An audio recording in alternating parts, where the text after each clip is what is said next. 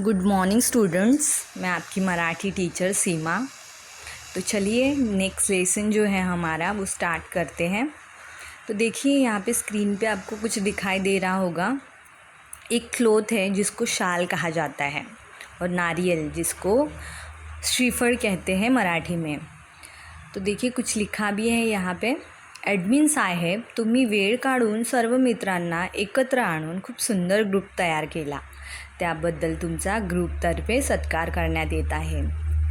तो देखिए यहाँ पे वो क्या बता रहे हैं कि जो ग्रुप एडमिन होते हैं, जो ग्रुप क्रिएट करते हैं व्हाट्सएप पे, तो उनको थैंक यू बोलना चाहते हैं सारे ग्रुप मेंबर्स, क्योंकि उन्होंने एक साथ सबको एक ग्रुप में ऐड किया और फिर इस तरह से वो उस ग्रुप के थ्रू एक दूसरे के व्यूज़ ओपिनियन शेयर करते हैं, तो बहुत अच्छा लगता है। तो इसलिए वो ग्रुप एडमिन को थैंक यू कहना चाहते हैं।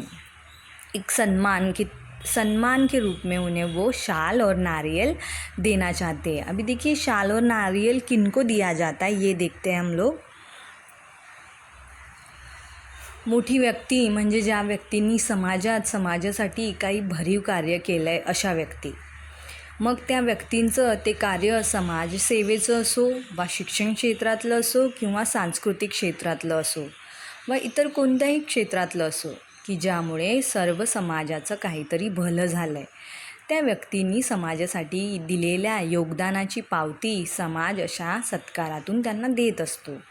तो देखिए जैसे कि बताया है बहुत मतलब हमारे देश में बहुत सारे ऐसे व्यक्ति हैं जिन्होंने हमारे देश के लिए बहुत कुछ किया है और अलग अलग फील्ड में, जैसे कि किसी ने कल्चर के लिए किया है, किसी ने एजुकेशन के लिए किया है, किसी ने सोसाइटी के लिए किया है।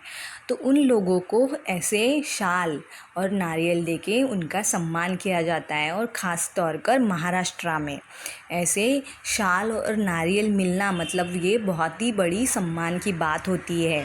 समाज के थ्रू हमें ये जो शाल और नारियल मिलता है ये हमारे लिए एक बहुत बड़ा सम्मान माना जाता है।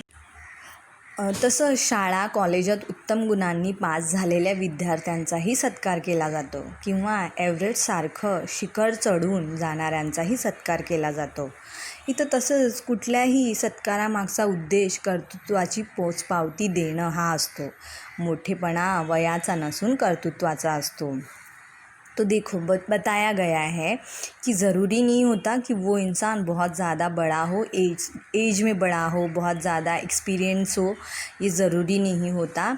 तो जो कॉलेजेस में स्कूल में अच्छे मार्क्स लाते उनको भी क्या दिया जाता है, इस तरह का सम्मान उनका किया जाता है, सत्कार किया जाता है शाल और नारियल देके। तो यहाँ पे जैसे कि बताया गया है कि यहाँ पे कोई एज नहीं देखता, तो कर्तृत्व देखता है कि उस इंसान ने, कर्तृत्व का मतलब कोई अच्छा काम, जो कोई अच्छा काम उन्होंने किया हुआ रहता है वो काम यहाँ पे देखा जाता है। आपण वर पाहिलं की कोणत्याही क्षेत्रात उल्लेखनीय कार्य केलेल्या व्यक्तीचा सत्कार केला जातो।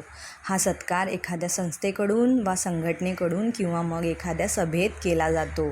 संस्था, संघटना अथवा सभा ही विराट समाजाचीच लघु रूपं असतात आणि म्हणून त्यांनी केलेला सत्कार समाजानेच केला असं म्हटलं जातं। शाळा कॉलेजातले सत्कार वगळले तर इतर सत्कार मात्र उभी हयात एखाद्या क्षेत्रात समाजाला पुढे घेऊन जाण्यासाठी योगदान दिलेल्या व्यक्तींचे केले जातात। जैसे कि क्या बता रहे हैं वो कि ये जो सत्कार है वो समाज, हमारी जो सोसाइटी है वो पूरी सोसाइटी का एक एक इंसान आके नहीं करता। तो वो कैसे संस्थाएं होती है, बड़ी बड़ी संस्थाएं, संगठनाएं, NGOs होते हैं, ऑर्गेनाइजेशंस होती है, ट्रस्ट होती है, उस ट्रस्ट के थ्रू या वो ऑर्गेनाइजेशन जो है उसके मेंबर के थ्रू ऐसे सत्कार किए जाते हैं। और जैसे कि बताया है स्कूल और कॉलेजेस ये भी एक तरह का ट्रस्ट होता है, तो वहाँ पे जो होता है वो अलग तरह का होता है। वो सामाजिक सत्कार नहीं माना जाता उसको, लेकिन जो सामाजिक संस्थाएं होती है उनके थ्रू जो सत्कार किया जाता है वो बहुत ही ज़्यादा महत्वपूर्ण माना जाता है। और वो किस व्यक्ति का किया जाता है, जिसने समाज के लिए, सोसाइटी के लिए कुछ किया है, उसी व्यक्ति को शाल और नारियल देके उनका सम्मान किया जाता है। तो जैसे की देखिए बताया गया है की क्यों शाल और नारियल ही दिया जाता है. आपल्याकडे शालीला महावस्त्र असं म्हटलं जातं, तर श्रीफळ हे पूर्णान्न समजलं जातं. मला वाटतं सत्कारात मोठ्या सन्मानाने त्या व्यक्तीला अर्पण केल्या जाणाऱ्या या वस्तू म्हणजे त्या व्यक्तीने आपल्याला उमेदीचे वर्ष एखाद्या क्षेत्रात कार्यात घालवलेली असल्याने त्या व्यक्तीच्या अन्न वस्त्राची जवाबदारी या पुढच्या काळात समाज घेईल. अभी देखिए जैसे कि क्या बताया है कि शाल और श्रीफल क्यों दिया जाता है, क्योंकि शाल को महावस्त्र कहा जाता है और श्रीफल ये अन्न होता है, फूड होता है. और इसीलिए ये सत्कार जब किया जाता है तो ये दो चीज़ें ही दी जाती है ताकि ये समझा जाए उस व्यक्ति को, ये उम्मीद देने के लिए कि इसके बाद आपने जो भी कार्य जो किया है समाज के लिए, तो समाज हमेशा आपका ऋणी रहेगा, आभारी रहेगा. तो जैसे यहाँ बताया है शाल वस्त्राचं प्रतीक, तर श्रीफळ अन्नाचं. मतलब कि शाल जो है एक वस्त्र का साइन है, क्लोथ का साइन है, और श्रीफळ जो है फूड का साइन है. तो समाज की तरफ से आपको हमेशा अन्न और वस्त्र का सपोर्ट रहेगा.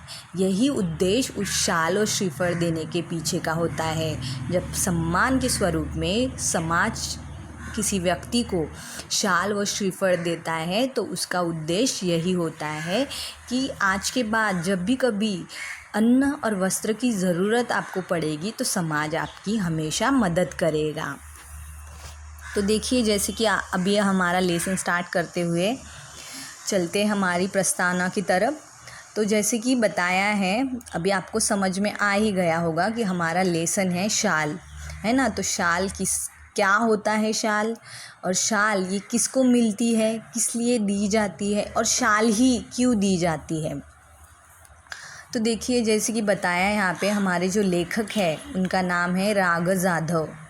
1932 ते 2016, 1932 से 2016. कवी आहेत ते, समीक्षक आहेत, ललित लेखक आहेत. साहित्याची जाण आणि बहुआयामी समीक्षा वृत्ती यातून त्यांची समीक्षा विकसित झाली. व्यापक वाङ्मयीन दृष्टिकोन आणि चिंतनात्मक ही त्यांच्या समीक्षेची वैशिष्ट्ये आहेत. मतलब उन्होंने जो भी लिखा है उसका हमेशा एक टॉपिक रहा है, एक चिंतनाजनक टॉपिक रहा है. त्यांच्या समीक्षा विषयक लेखनाची 30हून अधिक पुस्तके आहेत और उन्होंने समीक्षा विषयक जो भी लिखा है वो 30 से ज़्यादा बुक्स अभी तक पब्लिश हुए हैं. त्यांचे साहित्य आणि सामाजिक संदर्भ आनंदाचा डोह, निळी पहाट, आधुनिक मराठी कवयित्रींची कविता, साठोत्तरी मराठी कविता व कवी, आगळी वेगळी नाटकं ही समीक्षात्मक पुस्तके, वियोग ब्रह्म, मावळतीच्या कविता हे कविता संग्रह इत्यादी लेखन त्यांचे खूप प्रसिद्ध आहे. 1970 ते 1990 या काळात ते विश्वकोशाच्या संपादनात सहभागी होते. विश्वकोश मतलब कि एनसाइक्लोपीडिया की जो कमेटी होती है, तो उसमें जब उसका पब्लिशन हो रहा था, विश्वकोश का एनसाइक्लोपीडिया का पब्लिशन हो रहा था, तब उसमें उनका भी पार्टिसिपेशन था. शालीभोवती असलेल्या लेखकाच्या आठवणी या पाठातून व्यक्त झाल्या आहेत. शाल को लेकर लेखक की बहुत सारी अलग अलग मेमोरीज़ है, बहुत सारे इंसिडेंट्स शाल से रिलेटेड है. इस लेसन के थ्रू वही उन्होंने हमें बताया है. शाल ही प्रतीकात्मक आहे. शाल ही प्रतीक मतलब एक चिन्ह, एक साइन है. और किस चीज़ का साइन है? शालीमुळे येणाऱ्या शालीनतेचा संदर्भ अंतर्मुख करणारा आहे. तो ये जो साइन है ये किस चीज़ का साइन है? शाल का मिलना. शाल हमें मिलती है मतलब हमें तो क्या होता है, पता चलता है कि वो इंसान बहुत ही ज़्यादा डिसेंट इंसान है. डिसेंसी, शाल का मिलना इसी चीज़ का प्रतीक है कि वो बहुत ज़्यादा, शालीनता का मतलब होता है डिसेंसी. पाठातील औदार्याचं उदाहरण हे माणसाची संवेदनशीलता जपणारे आहे. तो किस तरह औदार्य मन से कोई किसी की सेवा करता है, हेल्प करता है, यही इस लेसन में बताया है कि किस तरह मानव जो होता है वो बहुत ज़्यादा सेंसिटिव होता है. सेंसिटिव, संवेदनशीलता मतलब सेंसिटिविटी. वस्तूच्या संदर्भातील आठवणींचे मोल महत्त्वाचे असते. कोणत्याही निर्जीव वस्तूशी निगडीत असलेला संदर्भ मानवी भावना तरल ठेवतात. मतलब देखिए, कभी भी हमारी वस्तुओं को लेके बहुत ज़्यादा हमारी मेमोरीज़ होती है. कभी जैसे कि हमें फर्स्ट बर्थडे पे फर्स्ट गिफ्ट दिया था, मेरे डैडी ने मुझे ये गिफ्ट दिया था फर्स्ट टाइम.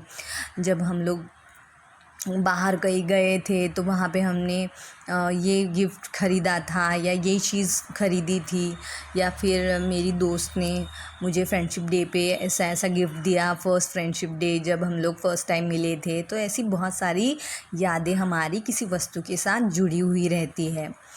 वस्तूशी निगडीत कोणतीही आठवण असो अथवा प्रसंग, त्याचे मानवी संदर्भ सर्वार्थाने महत्त्वाचे ठरतात.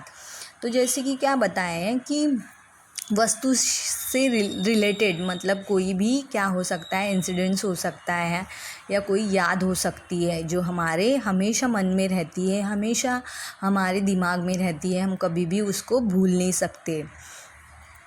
तो चलिए लेसन स्टार्ट करते हैं हमारा. एकदा मी पु ल देशपांडे यांच्याकडे काही निमित्ताने गेलो होतो. काम झाल्यावर मी निघण्याच्या बेतात होतो तेवढ्यात सुनीताबाईंनी थांबवले व विचारले, तुम्हाला शाल दिली तर चालेल काय? तो देखिए पु ल देशपांडे जी जो बहुत बड़े मराठी के लेखक हैं, साहित्यकार हैं, नाटककार हैं. तो उनके घर जब एक दिन लेखक गए थे तो उनकी वाइफ जो है सुनीताबाई, उन्होंने पूछा कि अगर मैं आपको शाल देता हूँ तो आपको चलेगा क्या? मी एका पायावर हो म्हटले. पु ल व सुनीताबाई यांनी मला शाल द्यावी हा मला मोठा गौरव वाटला. ती शाल मी माझ्या खोलीतल्या सूटकेसमध्ये ठेवून दिली, वापरली मात्र कधीच नाही. तो जैसे कि उन्होंने बताया है कि इतने बड़े जो लेखक हैं मराठी के, जो इतने फेमस लेखक हैं, उन्होंने और उनकी वाइफ ने मुझे शाल दी है. तो ये मेरे लिए बहुत ही ज़्यादा गौरव वाली बात थी, प्राउड फील करने वाली बात थी. इसीलिए वो शाल जो है मैं घर लेके गया और एक सूटकेस जो था उनके पास, बैग था, उस बैग में उन्होंने संभाल के रख दी और यूज़ कभी भी नहीं की, वापरली कधीच नाही. मतलब कि कभी उन्होंने उसको यूज़ नहीं किया, वैसी की वैसी रखी रही वो शाल. पुढे वाईला विश्वकोशाचा अध्यक्ष म्हणून मी गेलो. तेथे नदीकाठच्या प्राज्ञ पाठशाळेच्या खोलीत मी राहत असे. खोलीच्या दक्षिणेकडील खिडक्या कृष्णा नदीच्या चिंचोळ्या प्रवाहावर होत्या. तो जैसे कि उन्होंने बताया, जब वो इंसाइक्लोपीडिया कमेटी की कोई मीटिंग होगी इसलिए वो वाई गए थे. वाई मतलब एक प्लेस है. वहाँ पे जब वो गए थे तो प्राज्ञ पाठशाला जो है वहाँ पे वो ठहरे थे. एक रूम उनको मिली थी वहाँ पे. वो रूम जो है वो बिल्कुल नदी के पास थी. तो नदी मतलब दक्षिण साइड में उसका विंडो था और वहाँ अगर खड़े रहो तो वो विंडो से नदी दिखाई देती थी.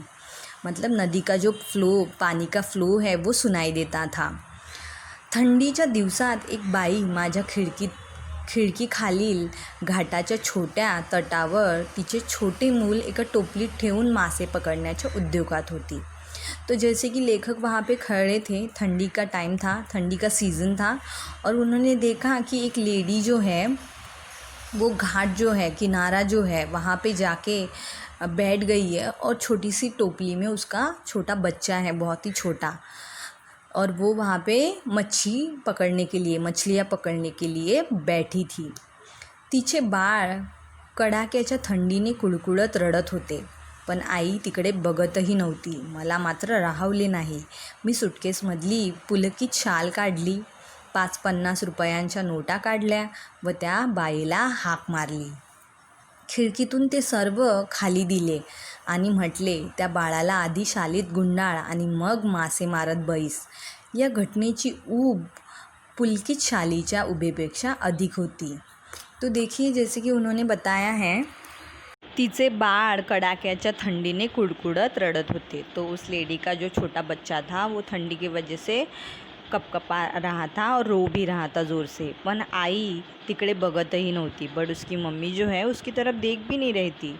मला मात्र राहवले नहीं. लेखक को रहा ही नहीं गया, लेखक को वो दृश्य देखा ही नहीं जा रहा था. मी सुटकेसमधील पुलकित शाल काढली, 5-50 रुपयांच्या नोटा काढल्या व त्या बाईला हाक मारली. तो जैसे कि वो बता रहे हैं कि मैंने फिर क्या किया कि उनके पास सूटकेस में वो जो पुलकित शाल जो उनको किसी ने सम्मान के रूप में दी थी वो रखी हुई थी, तो उन्होंने वो निकाली और कुछ नोट 5-50 रुपए के नोट निकाले और उस लेडी को आवाज़ दी। तो लेखक ने उस लेडी को बोला कि बुलाया और ये पैसे और शाल जो है उसको दी और फिर बोला कि ये जो पैसे हैं ये रख लो और वो शाल से अपने बच्चे को कवर कर लो. या घटनेची ऊब पुलकित शालीच्या उभेपेक्षा अधिक होती. तो जैसे कि बताया यहाँ पे कि ये जो इंसिडेंस था वो बहुत ही ज़्यादा महत्वपूर्ण था. मतलब जैसे कि अगर किसी नीडी को, किसी ज़रूरतमंद को हम कोई चीज़ देते हैं बजाय इसके कि उसकी ज़रूरत उसको नहीं होती. जैसे कि शाल की ज़रूरत किस लिए होती है, ठंडी से कपकपाने वाले लोगों को ज़्यादा होती है, बजाय इसके कि किसी को सम्मान के स्वरूप में वो दी जाए.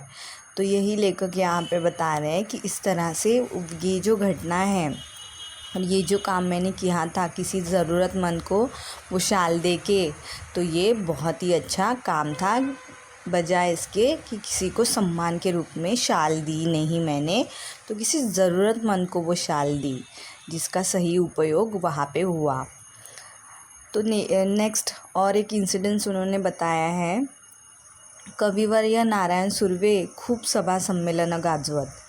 पुढे ते साहित्य संमेलनाचे अध्यक्षही झाले. परिणामतः त्यांच्या कार्यक्रमांना अहोरात्र भरतीच असे. प्रत्येक कार्यक्रमात सन्मानाची शाल व श्रीफळ त्यांना मिळत राही. एकदा ते मला म्हणाले, या शाली घेऊन घेऊन मी आता शालीन बनू लागलो आहे. तो जैसे कि कविवर्य नारायण सुर्वे जी भी बहुत बड़े मराठी के कवि हैं, लेखक हैं, बहुत फेमस है वो, मराठी लिटरेचर में बहुत नाम है उनका. तो इसी तरह इसी वजह से उनको बहुत सारे सभा और सम्मेलन में एज अ चीफ गेस्ट बुलाया जाता था. तो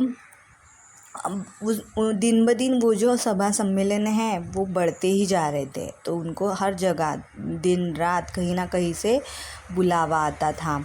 तो इस तरह उनके पास जो सम्मान के स्वरूप में जो शाल मिल रही थी, श्रीफल मिल रहे थे, वो बहुत ज़्यादा हो गए थे. तो एक बार उन्होंने लेखक से ऐसी बात कही कि ये जो शाल मुझे मिल रही है सम्मान के स्वरूप में, ये शाल को ले लेके ही मैं क्या बन गया हूँ, शालीन बन गया हूँ. शालीन का मतलब डिसेंट बन गया हूँ.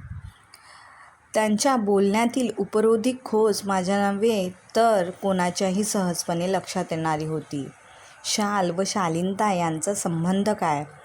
देखिए, उपरोधिक खोज का मतलब ही ये होता है कि जो इंसान बोल रहा है एक्चुअल में ऐसा बिल्कुल भी नहीं है. तो यहाँ पे भी यही बात हमारे समझ आ रही है कि जैसे वो बोल रहे हैं कि कोई शाल अगर सम्मान के रूप में हमें कोई शाल देता है तो इसका मतलब ये नहीं कि वो हमें डिसेंसी दे रहा है, उसके बाद हम लोग डिसेंट बन जाएंगे, ऐसा नहीं होता. वो तो डिसेंसी हमारे पास एक क्वालिटी होती है, एक इंसान में वो क्वालिटी होती है जो उसको गॉड गिफ्ट ही मिलती है. जैसे वो उसका जन्म होता है वो उनके अंदर ही पाई जाती है. तो यहाँ पे जैसे बताया है तो इन दोनों का कोई भी कनेक्शन है नहीं, शाल और शालीनता है ना. शालीनता एक क्वालिटी है और जो इंसान को डेवलप करनी पड़ती है अपने अंदर. खरे तर खरीखुरी शालीनता शालीविना शोभते. सुर्वे मुळातच शालीन. शालीनच्या वर्षावाखाली त्यांची शालीनता कधीही हरवली नाही, कधीही क्षीण झाली नाही. जैसे कि क्या बताया यहाँ पे कि जो सुर्वे जी थे वो पहले ही नेचुरली उनके पास वो क्वालिटी थी, वो पहले से ही डिसेंट पर्सन थे एक. और जैसे कि यहाँ पे बताया है कि शाल, बहुत सारी शाल, वर्षावा खाली मतलब कि बहुत सारा मान सम्मान मिलने की वजह से शालीनता क्या होती है. कभी कभी ऐसा भी पाया जाता है कि लोग बहुत ज़्यादा मान सम्मान मिलने की वजह से घमंडी हो जाते हैं और एक जो डिसेंसी है, रिस्पेक्टफुल बिहेव है दूसरों की तरफ, वो इंसान में रहता नहीं. इंसान बदतमीज़ हो जाता है, तो डिसरिस्पेक्टफुल वे से बात करने लगता है दूसरे लोगों के साथ. लेकिन यहाँ पे सुर्वे जी की खासियत बताई है, क्वालिटी, अच्छी बात कि उनमें वो चीज़ कभी भी नहीं पाई गई। उनकी जो शालीनता है वो वैसी ही बनी रही, कभी गुम नहीं हुई और क्षीण ही नहीं झाली, मतलब कभी खराब भी नहीं हुई। ऐसा उनका कहने का मतलब है। तो जैसे कि कविवर्य को क्या कह रहे हैं हमारे लेखक कि अगर शाल की वजह से डिसेंसी मिलती है इंसान को, तो मैं क्या करूँगा, बहुत सारा कर्ज़ा लेके, क्योंकि उनके पास इतने पैसे तो है नहीं कि वो बहुत सारी शाल खरीद सके, सैकड़ों लोगों को दे सके। तो इसीलिए मैं कर्ज़ा लूँगा और फिर वो कर्ज़ा का जो है मतलब कर्ज़े के पैसे देते देते वो भिखारी बन जाएंगे। लेकिन फिर भी वो क्या करेंगे कि कर्ज़ा लेंगे और बहुत सारे जो लोग हैं जो जिनमें डिसेंसी नहीं है उन लोगों को वो दे देंगे वो शाल। तो ऐसा मतलब उन्होंने कहा कि अगर ऐसा होता तो मैं ऐसा करना चाहूँगा। तो फिर इस बात पे क्या किया, जो हमारे कविवर्य जो है उन्होंने स्माइल किया, हंसे, वो मन ही मन में हंस दिए। शालीमुळे शालीनता येते की जाते, या प्रश्नाचे उत्तर जाते असेच आहे। सन्मान करण्याच्या रूपाने आपण खरे तर एक शालीन जग गमावून बसण्याचा धोकाच मोठा आहे। तो जैसे कि वो क्या बता रहे हैं कि शाल की वजह से, क्वेश्चन है कि शाल की वजह से शालीनता आती है या जाती है, तो इसका आंसर है जाती है। तो ये राइट है यहाँ पे कि अगर बहुत सारा मान सम्मान समाज में सोसाइटी की तरफ से किसी पर्सन को मिल रहा है तो उसमें थोड़ा बहुत तो प्राउडी वो इंसान बन जाता है, घमंड उसके अंदर आ जाता है। और इस तरह उन्होंने कहा है की सन्मान करण्याच्या रूपाने आपण खरे तर एक शालीन जग गमावून बसण्याचा धोकाच मोठा आहे। तो वो क्या बता रहे हैं कि किसी व्यक्ति का सम्मान किया जाता है तो एक प्रकार का क्या होता है, धोखा रहता है ना, कि उस इंसान की जो शालीनता है वो चली जाए, इस बात का मतलब। अभी देखिए, अगर हमारे पास बहुत सारा पैसा आ गया, हम बहुत रिच हो गए, एक स्टेटस हो गया हमारा सोसाइटी में, तो इंसान के अंदर थोड़ा बहुत एटीट्यूड, घमंड तो आ ही जाता है। लेकिन कभी कभी ऐसा भी होता है कि डाउन टू अर्थ रहना ये भी ज़रूरी रहता है, और ये हमें पता होना चाहिए। ये हर एक इंसान पे डिपेंड करता है कि वो किस तरह से वो जो उसको जो सक्सेस मिला है, जो भी उसने काम किया है और उसको इतना मान सम्मान मिल रहा है, उसके बावजूद वो अपने पैर ज़मीन पे रखता है अगर, तो उसकी जो डिसेंसी है वो बनी रहती है। तो देखिए, जैसे कि नेक्स्ट इंसिडेंट्स और एक बताया उन्होंने कि मी 2004 साली मराठी साहित्य संमेलनाचा विरोध अध्यक्ष झालो। तो बता रहे हैं कि जब मैं इलेक्शन में खड़ा हुआ था साहित्य सम्मेलन का अध्यक्ष बनने के लिए, तो मेरे अगेंस्ट कोई भी खड़ा नहीं था। सारे सम्मेलन के सारे मेंबर्स चाहते थे कि मैं ही अध्यक्ष बनूं। तत्कालीन 1-2 वर्षात माझ्यावर शालींचा वर्षाव झाला और बस उसी दौरान, उसी 1-2 साल में मुझे बहुत सारे स्नेह सम्मेलन, सभा सम्मेलनों में बुलाया गया और मेरा सम्मान होता गया। तो इस तरह मेरे पास भी बहुत सारी शाल जमा होती गई। एवढ्या शाली जमत गेल्या की माझ्या 8x6च्या खोलीत त्यांना ठेवणे शक्य नव्हते।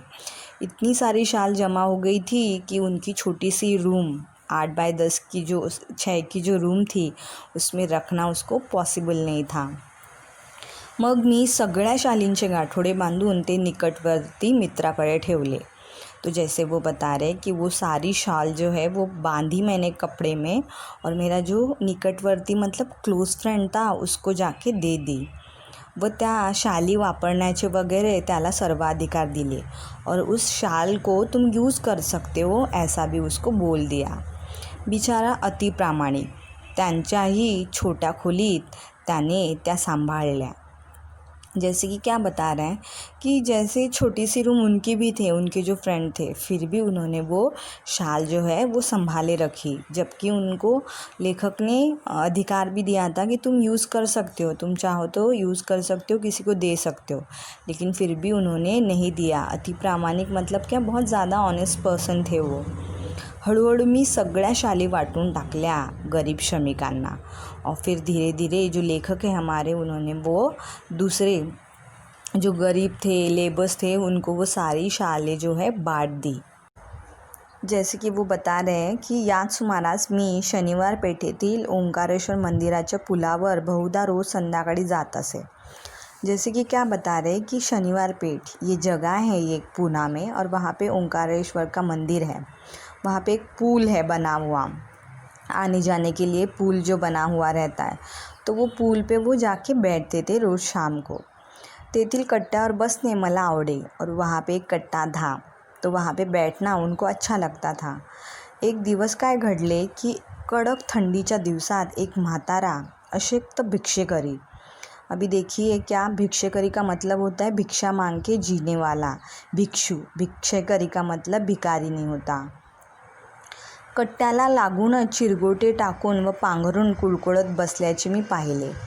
उसी कट्टे जहाँ पे वो बैठे थे वही उसी के पास उन्होंने देखा कि एक जो कपड़ा उसने बिछा हुआ था वो भी फटा पुराना सा था, और जो ओढ़ा हुआ था वो भी वैसा ही था, जिसकी वजह से वो इतनी ठंड में कपकपाता रहा था। बहुत ज़्यादा ठंड थी, और जो भी उसने ओढ़ा हुआ था तो वो भी उसकी वजह से भी उसको गर्मी नहीं मिल रही थी।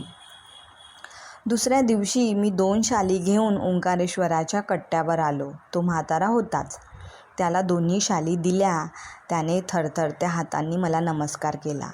तो सेकेंड डे जब लेखक वहाँ पे गए तो शाल लेके गए, तो उन्होंने वहाँ पे देखा कि वो जो बूढ़े बाबा थे वहाँ पे बैठे थे। फिर उन्होंने वो 2 शाल जो लेके गए थे उन्होंने उनको दी, और वो जो बूढ़े बाबा जी थे उन्होंने थरथराते हाथों से नमस्कार करते हुए वो शाल ले ली। पुढे 4-5 दिवस मला काही कामामुळे संध्याकाळी ओंकारेश्वराला जाण्यास उसंत लाभली नाही। तो फिर आगे कुछ 4-5 दिन तक वो गए नहीं, क्योंकि उसंत लाभली नहीं मतलब उनको टाइम ही नहीं मिला वहाँ पे जाने का, मंदिर में जाने का। त्यानंतर मी नेहमीप्रमाणे ये जा करत राहिलो, और उसके बाद फिर वो कंटिन्यूअसली आते जाते रहे। मग एकदा त्या भिक्षेकरी वृद्धाची आठवण आली। फिर एक बार अचानक उनको वो जो भिक्षेकरी बूढ़े बाबा थे उनकी याद आ गई। तो नेहमीच्या ठिकाणी नव्हताच, तेथील पुलावर चक्कर मारावी म्हणून मी उठलो व पुलावर चालू लागलो। फिर मैंने देखा तो आजू बाजू वो बूढ़े बाबा जी कहीं पे नहीं थे। तो मैं फिर कि चलो एक राउंड लगाते पुल पे ही, ऐसा सोच के वो राउंड लगाने लगे। फिर देखा उन्होंने पुलाच्या जवळपास मध्यावर तो भिक्षेकरी म्हातारा दिसला। मी लगबगीने त्याच्याकडे गेलो। पाहतो तो काय, तीच चिरगुटे अंगाखाली व अंगावर तेच कुडकुडणे, तेच दिनवाने जीने। तो जब उनको वो बूढ़े बाबा दिखे तो वो फटाफट उनके पास गए। लगबगीने मतलब जल्दी जल्दी में, कि कहीं वो वहाँ से कहीं उठ के चला ना जाए।